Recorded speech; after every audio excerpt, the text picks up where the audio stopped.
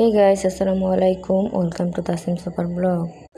আজকে আপনাদের দেখাবো মজাদার ডাল বোনা। খুবই সিম্পলভাবে এটাকে করে নেওয়া যায়।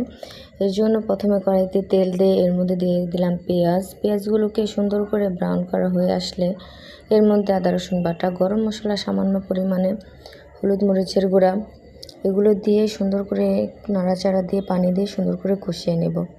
এগুলো সুন্দর করে কষানো হয়ে গেলে এর মধ্যে দিয়ে দিব ডালগুলোকে দিয়ে সুন্দর করে নাড়াচাড়া করে এগুলোকে ভালো করে মশলার সাথে মিশিয়ে নেওয়া হয়ে গেলে তারপরে এটার মধ্যে দিয়ে দিব অনেকগুলো পানি, যাতে এই পানির মধ্যেই যেন সিদ্ধ হয়ে যায়। দ্বিতীয়বার এর মধ্যে আর কোনো পানি দিব না।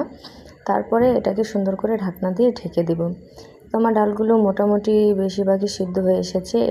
এর মধ্যে দিয়ে দেবো এখন কাঁচামরিচগুলোকে দিয়ে কিছুক্ষণের জন্য আমি আবারও ঢেকে রেখে দেব, যাতে এটাকে পুরোপুরি হয়ে আসে। ঢাকনা দিয়ে রেখে দিয়ে কিছুক্ষণ রাখার পর এটাকে দেখুন আমার ডালগুলো পুরাই রেডি হয়ে গেছে। এরই সঙ্গে আল্লাহ পাকের শুকরিয়া আদা করে আমি আমার ভিডিওটি এখানে শেষ করছি। দেখা হবে নেক্সট ব্লগে। আল্লাহ হাফেজ।